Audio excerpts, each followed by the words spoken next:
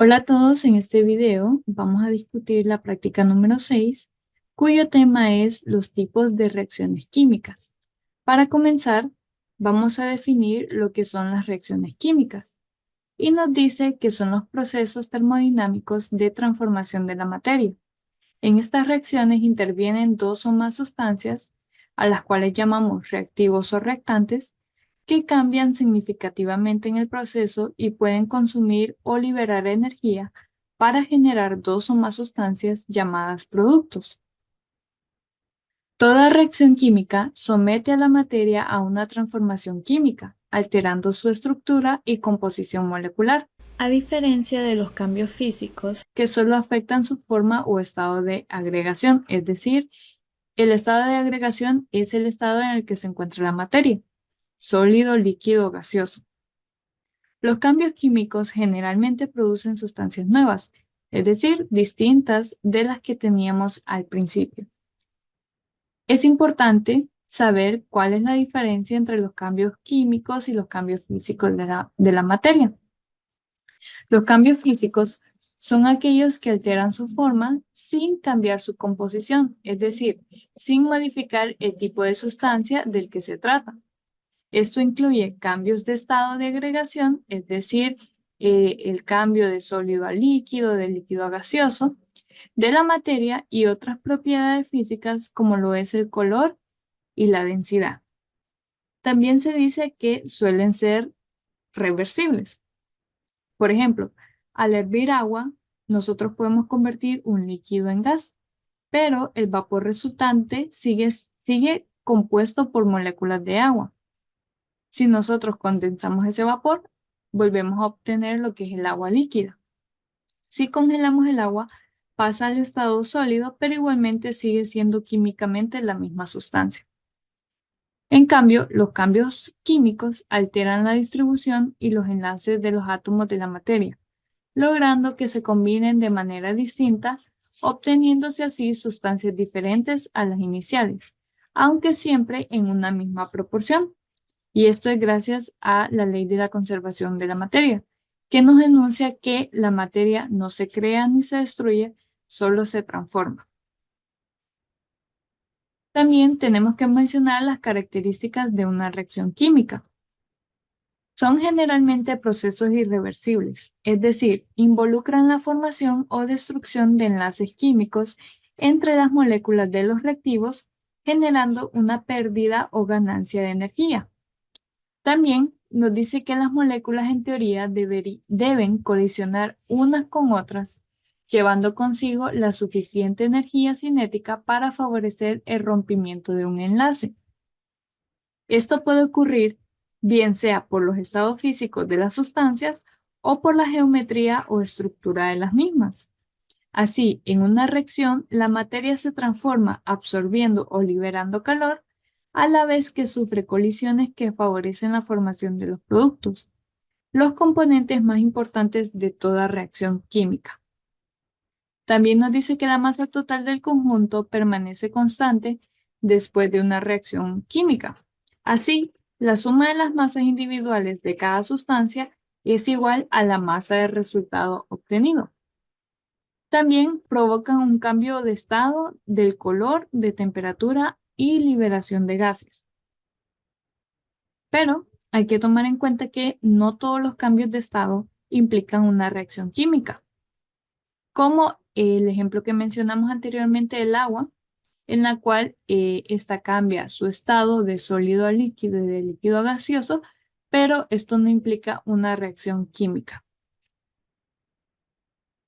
¿Cómo se representa una reacción química? Se representa mediante ecuaciones químicas en las que se describen los reactivos participantes y los productos obtenidos, a menudo indicando determinadas condiciones propias de la reacción, como la presencia de calor, la presencia de catalizadores, que son sustancias que las vamos a explicar más adelante, la presencia de luz, etc.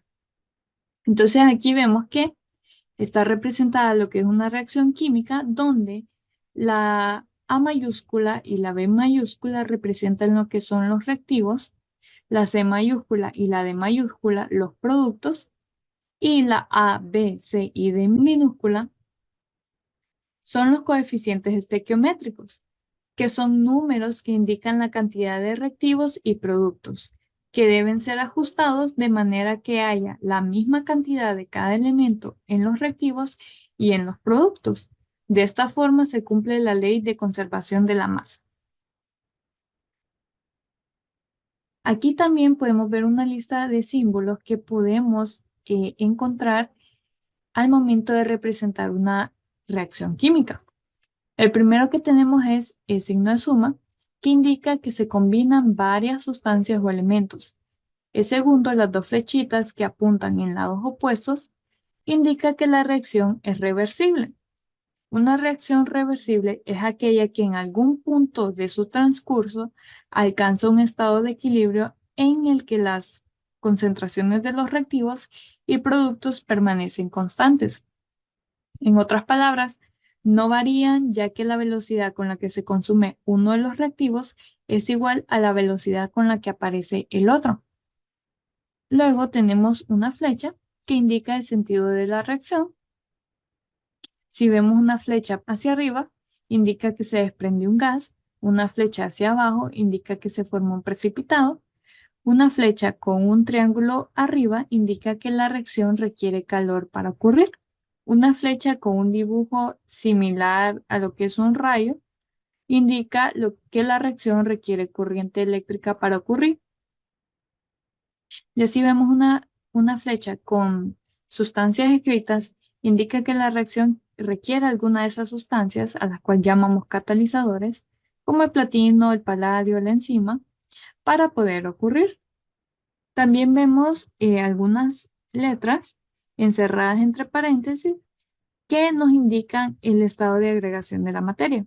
Si vemos una L, significa que está en estado líquido, una S en estado sólido, una G en estado gaseoso y las letras AC significa acuoso, es decir, la sustancia está en disolución acuosa, está disuelta en agua. Aquí podemos ver un ejemplo de una reacción conteniendo alguno de los símbolos antes mencionados, la cual es una reacción de combustión que se produce entre el metano en estado gaseoso y el oxígeno en estado gaseoso. Esto se produce en presencia de calor, como lo marca el triangulito, y produce lo que es el dióxido de carbono gaseoso. Y como está en estado gaseoso, pues ponemos la flechita hacia arriba, que significa que se desprende un gas, y se forma también lo que es agua en estado líquido. Ahora vamos a hablar acerca de los tipos de reacciones químicas. Vamos a comenzar mencionando los tipos según el tipo de transformación. En estas encontramos la reacción de síntesis o adición, que es una reacción en la cual dos o más sustancias se combinan para dar como resultado una sustancia diferente. Y entre las reacciones inorgánicas de síntesis o adición podemos encontrar la reacción que se da entre un metal y el oxígeno para formar un óxido metálico o también llamado óxido básico. Por ejemplo, 2 moles de magnesio, que es un metal, se unen a un mol de oxígeno para formar lo que es el óxido de magnesio, un óxido metálico o también llamado óxido básico.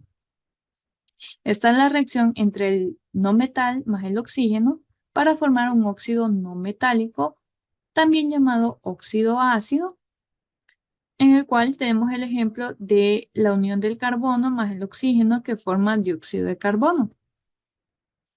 Luego está la reacción entre un metal más un no metal que forma una sal. Aquí vemos que el metal sodio se une con el cloro gaseoso, que es un no metal, para formar la sal cloruro de sodio. Está también la reacción entre un óxido metálico más el agua para formar lo que es un hidróxido o base. Es por eso que al óxido metálico se le llama óxido básico.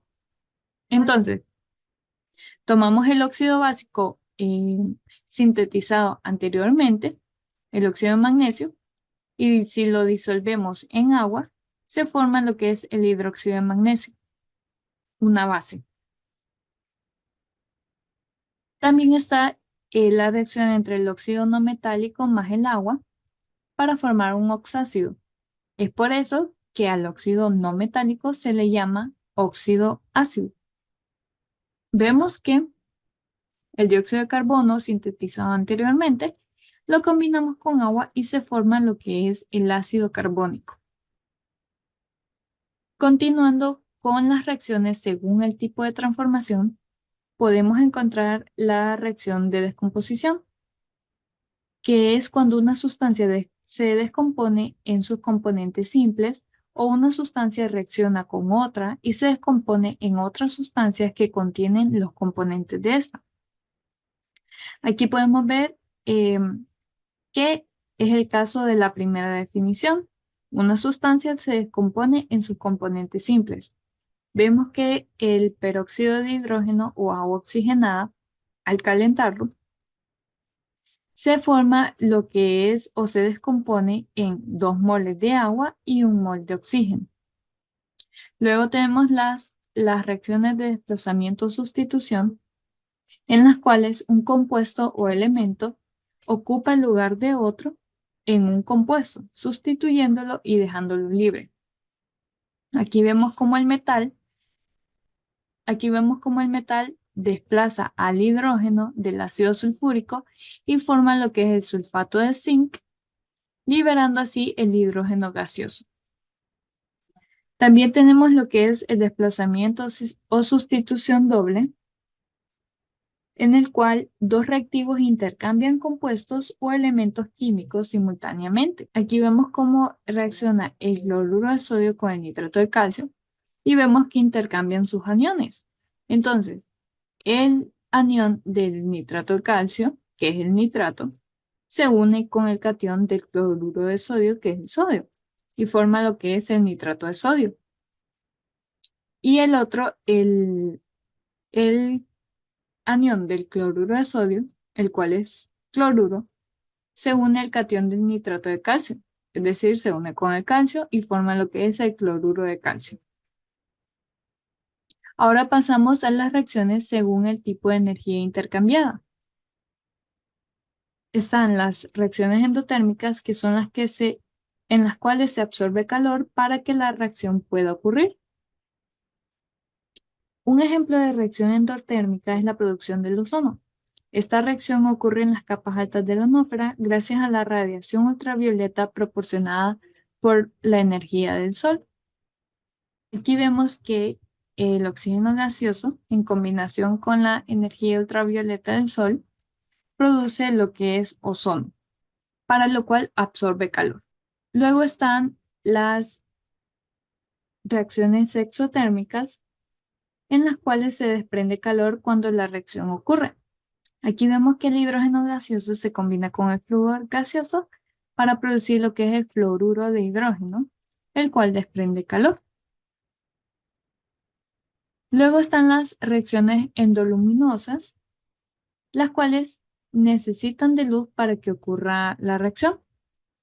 Está el ejemplo de la fotosíntesis, en la cual el dióxido de carbono absorbido por las plantas se combina con agua y con ayuda de la presencia de la luz solar se forma lo que es la glucosa y se forma también el oxígeno gaseoso. Luego están las reacciones exoluminosas, que son aquellas que desprenden luz cuando ocurre la reacción. Es decir, cuando nosotros encendemos una laminita de magnesio, esta laminita desprende una luz bastante brillante. Entonces, por eso es una reacción exoluminosa. Luego tenemos las reacciones endoeléctricas, que son aquellas que necesitan energía eléctrica para que la reacción ocurra.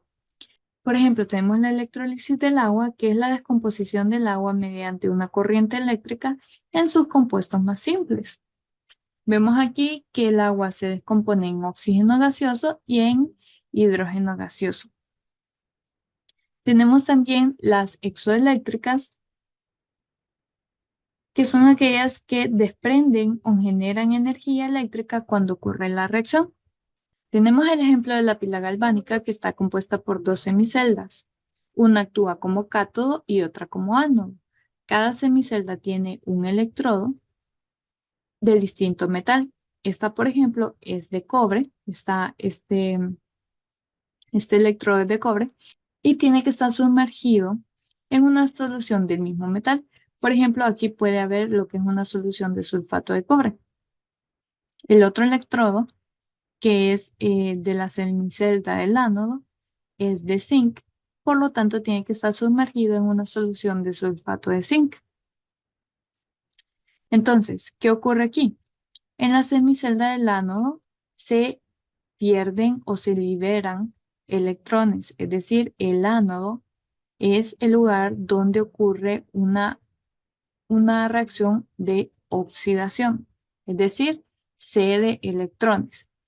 Como el zinc metálico está cediendo electrones, está perdiendo electrones, pasa y se deposita en la solución como zinc 2 es decir, zinc acuoso. Como cede electrones, entonces aumenta su número de oxidación, pasa de zinc con carga 0 a zinc con carga 2 Estos electrones viajan hacia el cátodo, en el cual al recibir los electrones, el cobre que está aquí en solución, que está acuoso, con estado de oxidación 2 recibe los electrones y se reduce. ¿Cómo se reduce? Su estado de oxidación, su número de oxidación también se reduce. Por lo tanto, pasa de cobre 2 a cobre con carga 0 y se deposita en el electrodo. Y podemos ver un cambio físico en los electrodos. Aquí, como se está depositando más cobre al electrodo, se va a engrosar la lámina, la parte sumergida. Y aquí, como se está perdiendo el zinc metálico, la lámina, la parte sumergida de la lámina, se va a volver más delgada. Para que esto ocurra, también estas dos semiceldas tienen que estar conectadas. Estas están conectadas por un puente salino, el cual tiene un electrolito, es decir, una solución que tiene iones libres. Estos iones nos sirven para equilibrar las cargas de cada semicelda. Aquí, como se están perdiendo electrones, entonces la solución, que es en este caso de nitrato de sodio, manda sus aniones a esta semicelda de acá, porque se están perdiendo electrones y acá está quedando un exceso de cargas positivas. Entonces necesitamos cargas negativas para equilibrarlo. Por lo tanto, el anión nitrato se viene para esta celda. Caso contrario, en la celda del cátodo se están recibiendo electrones, es decir, va a haber un exceso de carga negativa aquí. Por lo tanto, el catión sodio pasa a esta semicelda para equilibrar las cargas. También para comprobar lo que es el flujo de la corriente, se le puede conectar un voltímetro a ambos electrodos, el cual marca el potencial de la celda, es decir, el voltaje que se produce.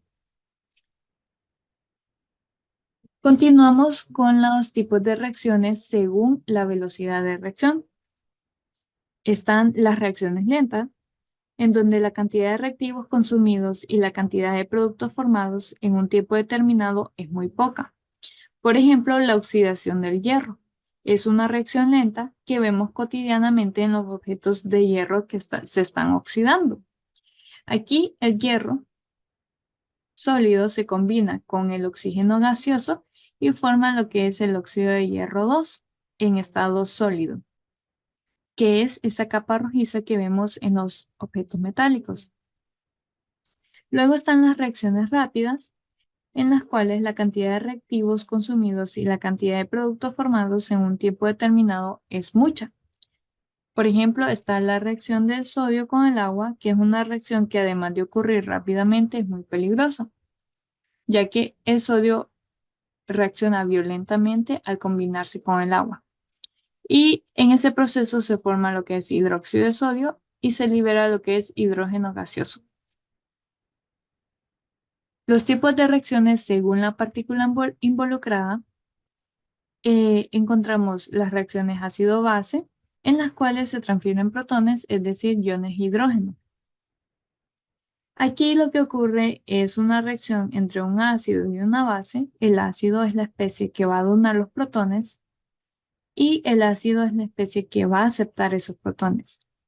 Aquí ocurre una reacción de neutralización, ya que se forma lo que es una sal y agua. Ácido clorhídrico más hidróxido de sodio forman lo que es el cloruro de sodio y agua. Luego tenemos las reacciones de precipitación, que es un proceso químico en el cual dos soluciones acuosas se combinan y forman un sólido insoluble, conocido como precipitado.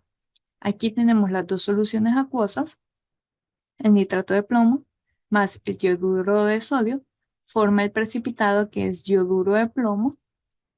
Aquí vemos la flechita hacia abajo que indica la formación de este precipitado y forma también lo que es el nitrato de sodio, pero en solución acuosa. También tenemos lo que es las reacciones de oxidación-reducción, en las cuales se transfieren electrones. En este tipo de reacciones debemos fijarnos en el número de oxidación de los elementos involucrados. Si el número de oxidación de un elemento aumenta, este se oxida. Si disminuye, este se reduce. Por ejemplo, en esta reacción se oxida el hierro y se reduce el cobalto. Antes de explicar cómo sabemos cuál se oxida y cuál se reduce, vamos a ver la estructura de una reacción oxidorreducción o también llamada reacción redox. En este tipo de reacciones tenemos dos especies. El agente reductor, que es la especie que se oxida, es decir, que pierde electrones. Aquí vemos la pérdida de electrones. Como pierde electrones, aumenta su número de oxidación. Y tenemos la especie que es agente oxidante, y esta es la que se reduce. ¿Cómo se reduce? Disminuye lo que es su número de oxidación, ya que al reducirse gana electrones, por lo tanto disminuye el número de oxidación. Entonces decimos que el agente reductor se oxida y el agente oxidante es el que se reduce. Ahora vamos a explicar cómo sabemos cuál se está reduciendo y cuál se está oxidando. Bien, acá tenemos el cloruro de hierro, sacamos las cargas. Aquí encontramos que hay dos átomos de cloruro. El cloruro trabaja con estado de oxidación -1. Por lo tanto, acá tendríamos, solo del cloro tendríamos una carga de -2. Pero como está en forma de compuesto, es decir, está unido también al hierro, los compuestos tienen carga cero. Entonces, ¿con cuánto tendría que trabajar el hierro para cancelar la carga total del cloruro? Tendría que trabajar con +2 y así +2 más -2 es igual a 0. Seguimos con el cloruro de cobalto, en el cual en este compuesto hay 3 átomos de cloro. Entonces, multiplicamos los 3 átomos por el número de oxidación de cloruro, que es -1. Y como está en compuesto, tiene que sumar una carga igual a 0. Entonces, ¿con cuánto tendría que trabajar el cobalto para cancelar esta carga de acá? Tendría que trabajar con +3. Y así, +3 más -3 es igual a 0. Ya en la parte de los reactivos, el cloruro de hierro, en ese compuesto hay 3 átomos de cloro que cada uno está trabajando con un estado de oxidación de -1. Por lo tanto, la carga total es de -3, pero como está en forma de compuesto, tiene que ser igual a 0. ¿Con cuánto tendría que trabajar el hierro entonces? Con +3. Y aquí vemos entonces la primera especie. Vemos que el hierro pasó de carga +2 a carga +3, es decir, aumentó su número de oxidación. Si aumenta su número de oxidación, significa que está perdiendo electrones. Por lo tanto, el hierro en esta reacción se está oxidando. Luego vemos el otro compuesto que es el cloruro de cobalto. Aquí hay 2 átomos de cloro. Lo multiplicamos por la carga -1 del cloruro. va a tener una carga de -2, pero como es un compuesto, tiene que ser la carga igual a 0. Entonces, ¿con cuánto tiene que trabajar el cobalto para cancelar esa carga de -2? Tiene que trabajar con una carga de +2. Y así vemos que en los reactivos el cobalto pasó de tener un número de oxidación de +3 a +2, por lo tanto, su número de oxidación se redujo. Y como se redujo, podemos decir que esta especie está ganando electrones. Pasó de un estado de oxidación de +3 a +2, por lo tanto se está reduciendo. Y así sabemos que el agente reductor sería el hierro, porque está reduciendo al cobalto, y el agente oxidante sería el cobalto, porque está oxidando al hierro. Continuando con los tipos de reacción, pasamos a la clasificación según el sentido de la reacción. Están las reacciones reversibles que se dan en ambos sentidos, es decir, los productos pueden volver a convertirse en los reactivos. Aquí el nitrógeno gaseoso se combina con el dihidrógeno gaseoso para formar amoníaco y el amoníaco se puede descomponer para formar de nuevo hidrógeno gaseoso y nitrógeno gaseoso. Luego están las reacciones irreversibles que se dan en un solo sentido, es decir, los reactivos se transforman en los productos y no puede ocurrir el proceso contrario. Tenemos el ejemplo de la reacción ácido-base, en la cual el ácido clorhídrico se combina con el hidróxido de sodio para formar cloruro de sodio y agua. Ya el cloruro de sodio y el agua no se pueden combinar para formar de nuevo lo que es el hidróxido de sodio y el ácido clorhídrico. Por eso es una reacción irreversible. Hasta el momento las que hemos visto son todas reacciones inorgánicas, pero también están las reacciones orgánicas.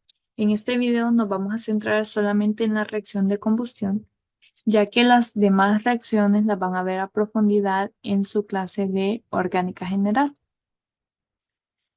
Bien, la combustión se da entre un hidrocarburo, es decir, un compuesto que tiene como elemento principal en su estructura al carbono, que en combinación con el oxígeno en presencia de calor, aquí debería de estar dibujado el triangulito, forma lo que es el dióxido de carbono, que se desprende en forma de gas, y también en lo que es el agua líquida.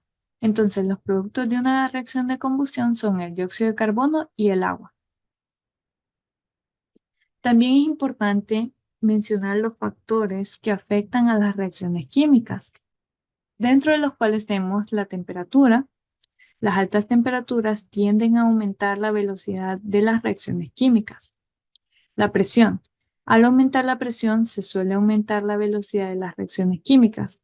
Esto ocurre generalmente cuando reaccionan sustancias que son sensibles a los cambios de presión, como lo son los gases.